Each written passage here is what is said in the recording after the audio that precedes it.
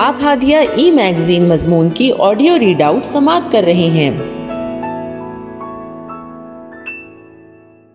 سامعین السلام علیکم ورحمۃ اللہ۔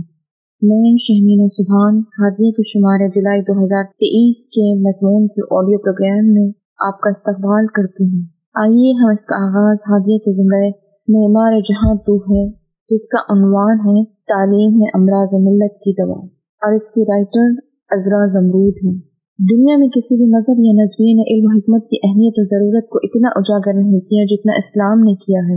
صحیح علم کی رہنمائی، اس کا شوق دلانی، اس کی قدر و منزلت، اہل علم کی عزت افزائی کرنے، اس کے آداب بیان کرنے اور اس کے اثرات و نتائج واضح کرنے میں اسلام نے جو بھرپور اور مکمل ہدایات پیش کی ہیں، ایسی مثالیں کہیں اور نہیں ملتی ہیں۔ قرآن مجید میں علم کا ذکر دیگر مشتقات کے ساتھ 800 سے زائد بار ملتا ہے۔ اس علم و حکمت کی افادیت و اہمیت کا پتہ چلتا ہے۔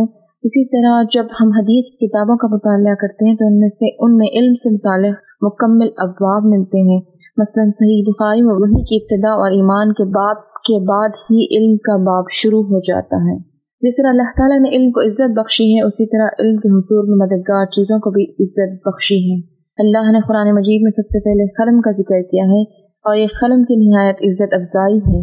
ارشاد باری تعالیٰ ہے نون والقلم وما یسطرون، قسم قلم کی اور جو کچھ لکھتے ہیں۔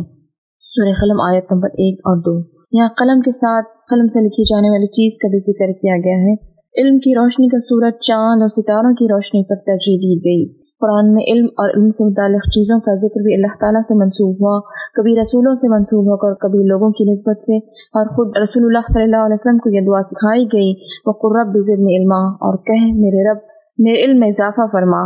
سورہ طٰہٰ آیت 114۔ امام قرطبی رحمۃ اللہ علیہ لکھتے ہیں کہ اگر کوئی چیز علم سے افضل اور برتر ہوتی تو اللہ تعالیٰ اپنے نبی کو حکم دیتا کہ اس میں سے مزید طلب کرے، جیسا کہ مزید علم طلب کرنے کا حکم دیا گیا۔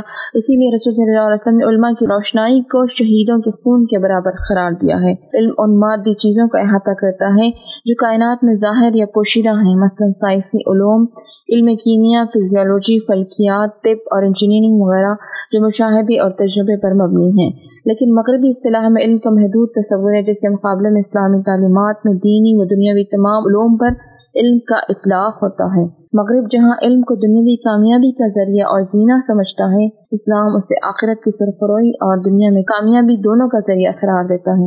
وہ دین و دنیا کو الگ الگ خانوں میں تقسیم نہیں کرتا، اسی لیے قدیم و جدید یا دینی و دنیاوی علم کی تفریق غلط بنیاد پر قائم ہے۔ البتہ آخرت کی سرخروئی اور دنیا میں سربلندی کے لحاظ سے جو علم جتنا ضروری ہے، اسی کے بقدر اس کی اہمیت سمجھنی چاہیے۔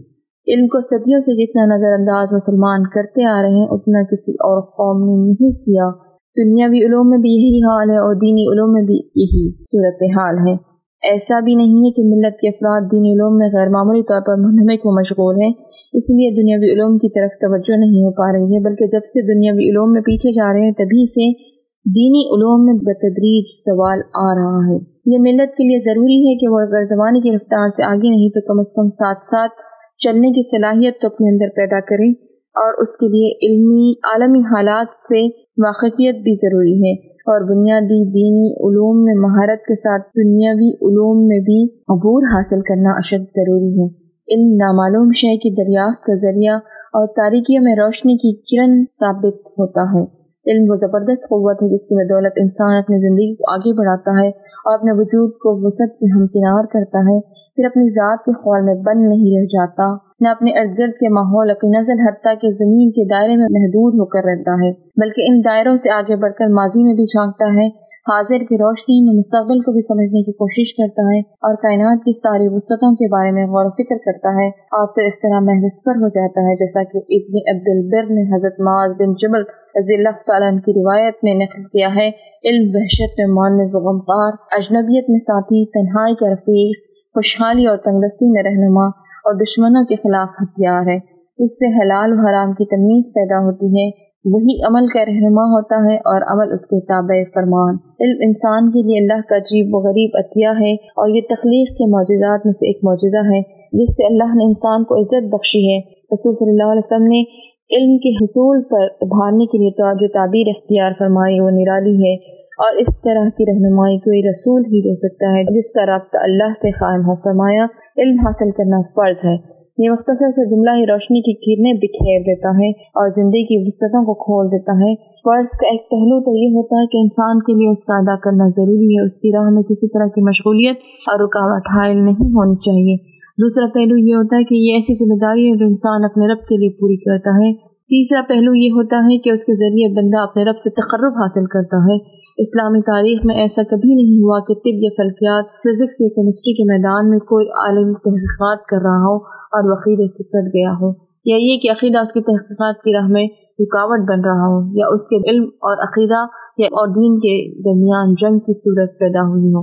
علم عقیدے کے ذریعے اور اس کے زیر سایہ پروان چڑھتا رہا اور یہ راستہ علمی انکشافات تک پہنچاتا رہا جس کا اعتراف یورپ کے متعصب علماء نے تک نہیں کیا، اور یہ اس لیے کہ علم اللہ کا فرض تھا اور نماز، روزہ، زکوٰۃ کی طرح ہی ادا کیا جا رہا تھا۔ بلا شبہ علوم میں اولین مقام علم دین کا ہے جس کے ذریعے انسان خود اپنے آپ کو پہچانتا ہے اور اپنے پروردگار کی معرفت بھی حاصل کرتا ہے۔ اسی طرح علم دین کے ذریعے اپنا راستہ پاتا ہے، اپنی منزل مقصود تک پہنچتا ہے اور ان چیزوں کو سمجھتا ہے جو اس کے لیے مفید یا اس کے لیے نقصان دہ ہیں۔ پھر اس کے بعد درجہ بدرجہ ہر اس علم کا مقام ہے جس کے ذریعے کسی ایسی حقیقت کی پہچان حاصل ہو جو لوگوں کو حق تک پہنچائے یا بھلائی کا ذریعہ بنے، یا جس سے انہیں کوئی فائدہ حاصل ہو، یا جس کے ذریعے وہ کسی نقصان سے بچ سکیں۔ حضرت معاذ بن جبل رضی اللہ تعالیٰ عنہ فرماتے ہیں کہ علم اس لیے حاصل کرو کہ اس کا حاصل کرنا خوف الہی ہے، اس کی طلب عبادت ہے، اس کا درس دینا تسبیح ہے، اور علمی گفتگو کرنا جہاد ہے۔ جو شخص نہ جانتا ہو تو اسے پڑھانا خیرات ہے، جو علم کا اہل ہو اسے علم کی دولت سے نوازنا تقرب الہی کا ذریعہ ہے۔ یہی علم تنہائیوں کا ساتھی، سفر کا رفیق، دین کا رہنما، تنگدستی و خوشحالی میں چراغ راہ، دوستوں کا مشیر، اجنبی لوگوں میں غربت پیدا کرنے والا، دشمنوں کے حق میں تیغ برا اور راہ جنت کا روشن مینار ہے۔ ایسی علم کی بدولت اللہ تعالیٰ کچھ لوگوں کو عزت عظمت عطا کرتا ہے، انہیں قائد، رہنما اور سردار بناتا ہے، لوگ ان کی اتباع کرتے ہیں، ان کی نقش قدم پر چلتے ہیں، ان کی عمل کو دلیل بناتے ہیں، فرشتے ان کی دوستی اور رفاقت کی خواہش کرتے ہیں، اپنے بازوؤں کو ان کے جسموں سے مس کرتے ہیں۔ بحر بر کی تمام مخلوق یہاں تک کہ سمندر کی مچھلیاں اور کیڑے، خشکی کے درندے اور چوپائے، آسمان کے چاند، سورج اور ستارے سب ان کے لیے مغفرت کی دعا کرتے ہیں۔ اس لیے علم دل کی زندگی ہے، علم نور ہے، اس سے تاریکیاں دور ہو جاتی ہیں، علم سے بدن کو قوت ملتی ہے، ضعف دور ہو جاتا ہے۔ علم کی بدولت انسان نیک لوگوں کی بلند درجات حاصل کرنے میں کامیاب ہو جاتا ہے۔ علمی امور میں غور و فکر کرنا روزہ رکھنے کے برابر ہے، علم کی تدریس میں مشغول رہنا شب بیداری کے برابر ہے۔ علم ہی سے اللہ کی اطاعت، عبادت اور تسبیح و تحمید کا حق ادا ہوتا ہے، اسی سے تقوی حاصل ہوتا ہے، صلہ رحمی کی توفیق ہوتی ہے، حلال و حرام میں تمیز کا شعور پیدا ہوتا ہے۔ علم امام ہے، علم عمل اس کا تابع ہے۔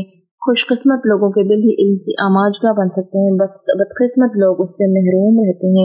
حضرت ابن مبارک سے کسی نے پوچھا کون لوگ صحیح معنی میں انسان ہیں؟ انہوں نے جواب دیا علماء۔ اس گفتگو میں قابل غور بات یہ کہ عبداللہ ابن مبارک نے صرف علماء کو انسان قرار کیوں دیا؟ کیونکہ جو چیز انسانوں کو جانوروں سے ممتاز کرتی ہے وہ علم ہے۔ انسان کا امتیاز نہ تو جسمانی طاقت کی وجہ سے ہے، اس لیے کہ اونٹ اس سے زیادہ طاقتور ہے، نہ یہ امتیاز جسامت کے لحاظ سے ہے، اس لیے کہ ہاتھی انسان کے مقابلے میں زیادہ جسیم ہے۔ شجاعت اور بہادری بھی وجہ امتیاز نہیں بن سکتی، اس لیے کہ درندے اس سے زیادہ بہادر اور شجاع ہوتے ہیں۔ خوش خوراکی بھی انسان کے لیے شرف کی علامت نہیں، اس لیے کہ بیل اس سے زیادہ کھاتے ہیں، بلکہ اس کا شرف صرف اور صرف علم ہے، اور اسی علم کے لیے وہ پیدا ہوا ہے۔ بس دانشوروں کا قول ہے کہ ہمیں کوئی یہ بتلا دے کہ جس کو علم نہ ملا اس سے کیا ملا، اور جسے علم مل گیا اسے کیا نہیں ملا۔ فتح موصلی رحمۃ اللہ علیہ نے ایک مرتبہ اپنے مصاحبین سے دریافت کیا کہ اگر مریض کو 3 دن کھانا، پانی اور دوائیاں نہ دی جائیں تو مر نہ جائے؟ لوگوں نے کہا کہ یقیناً مر جائے گا۔ فرمایا یہی حال دل کا ہے۔ فتح موصلی رحمۃ اللہ نے بالکل صحیح کہا ہے، اس لیے کہ دل کی غذا علم و حکمت ہے۔ جس طرح بدن کی زندگی غذا سے ہے، اسی طرح دل کی زندگی علم و حکمت سے ہے۔ جس شخص کو علم میسر نہیں اس کا دل بیمار ہے اور بہت اس کا مقدر بن چکی ہے۔ قرآن پاک میں ارشاد ہے ربنا آتینا فی الدنیا حسنۃ وفی الآخرہ، اے ہمارے رب ہم کو دنیا میں بہترین عنایت کیجیے اور آخرت میں بھی بہترین دیجیے۔ اس آیت کے متعلق حضرت حسن بصری رحمۃ اللہ علیہ فرماتے ہیں کہ دنیا کی حسنہ سے مراد علم اور عبادت ہے۔ اور آخرت کی حسنہ سے مراد جنت ہے۔ جو شخص علم و حکمت میں مصروف ہوتا ہے لوگ اسے عزت و احترام کی نظر سے دیکھتے ہیں۔ حضرت لقمان کے بیٹے کو علماء کی ہمنشینی اور قربت کی نصیحت اس لیے کی تھی کہ اللہ تعالیٰ نور و حکمت سے دلوں کو اسی طرح زندہ کرتا ہے جس طرح زمین کو بارش سے سرسبز و شاداب بنا دیتا ہے۔ اگر ہم علم سے مراد آج کے دور میں رائج اس مادی علم ہی کو لیں گے جو تجربے اور مشاہدے کی بنیاد پر قائم ہے، تب بھی ہم اس کی قدر و قیمت کا انکار نہیں کر سکتے۔ لوگوں کو اس کی ضرورت ہے اور بلا شبہ علم مادی بھی مطلوب ہے، اگرچہ اس کی حیثیت خود مقصد کی نہیں ہے بلکہ وسیلہ و ذریعے کی ہے، کیونکہ مادی علم انسان کی زندگی میں مددگار ہے، اس کے راستے آسان کرتا ہے، زمان و مکان کے فاصلے کم کرتا ہے، دور کو نزدیک اور سخت کو آسان بناتا ہے، لیکن تنہا یہی علم خوشبخت نہیں بنا سکتا، نہ تنہا انسانی قافلے کے سفر کو منضبط کر سکتا ہے اور اس کی انا پرستی اور نفسانی میلانات کی روک تھام کر سکتا ہے۔ اس لیے انسان کو دین علم کی انتہائی ضرورت ہے جو ایمان کو پروان چڑھاتا ہے، ضمیر کو زندہ کرتا ہے، اس میں بلند عادتیں اور کردار پیدا کرتا ہے، نفس کے بخل و تحفظات سے بچاتا ہے، عقل پر حیوانی جذبات کو اور ضمیر کی آواز پر خواہش نفس کو غالب آنے سے روکتا ہے، اور پھر یہی دینی علم مادی علم کو بھی انحراف، جارحیت، سرکشی اور تباہی و بربادی کے لیے استعمال ہونے سے بچاتا ہے۔ قرآن کریم نے اس سلسلے میں حضرت سلیمان علیہ السلام کی مثال دی ہے جنہیں ایسی بادشاہت دی گئی تھی جو پھر کسی اور کو نہیں دی گئی، کیونکہ ان کے پاس بلا شبہ حقیقی علم تھا، وہ علم جو ایمان کی طرف رہنمائی کرتا ہے۔ حقیقی ایمان علم کا میدان وسیع کرتا ہے۔ اس طرح علم اور ایمان ایک دوسرے کے شریک اور باہمی تعاون کرنے والے بھائی ہیں۔ اسلام یہی علم مراد لیتا ہے چاہے اس کا موضوع اور میدان کچھ بھی ہو۔ اس لیے قرآن پہلی آیت نازل کرتے ہوئے کہتا ہے اقرأ بسم ربک الذی خلق، پڑھو اے نبی کریم صلی اللہ علیہ وسلم اپنے رب کے نام کے ساتھ جس نے تمہیں پیدا کیا۔ پڑھنا علم کا عنوان اور اس کی کنجی ہے۔ جب قرآن میں نازل کردہ پہلا ہی حکم الہی پڑھنے سے متعلق تو اسلام میں علم کے مقام و مرتبے کی اس سے واضح ترین دلیل اور کیا ہو سکتی ہے۔ علامہ اقبال رحمۃ اللہ علیہ نے علم کے متعلق فرمایا، خدا تجھے کسی طوفان سے آشنا کر دے، خدا تجھے کسی طوفان سے آشنا کر دے کہ تیرے بحر کی موجوں میں اضطراب نہیں، تجھے کتاب سے ممکن نہیں فراخ کہ تو کتاب خواں تو ہے مگر صاحب کتاب نہیں۔ ہادیہ مضمون کی آڈیو سماعت کرنے کے لیے شکریہ۔ امید ہے کہ آپ کو پسند آیا ہوگا۔ ہمیں آپ کے مشورے کا انتظار رہے گا۔ اپنا مشورہ، تبصرہ اور مضامین editor@hadia.in پر ارسال کریں اور ہادیہ ای میگزین کے مضامین کو پڑھنے کے لیے ویب سائٹ www.hadia.in سبسکرائب کریں۔ انشاءاللہ ہم اگلے ہادیہ ای میگزین کے شمارے سے دلچسپ مضامین کی آڈیو لے کر حاضر ہوں گے۔ تب تک کے لیے اجازت، اللہ حافظ۔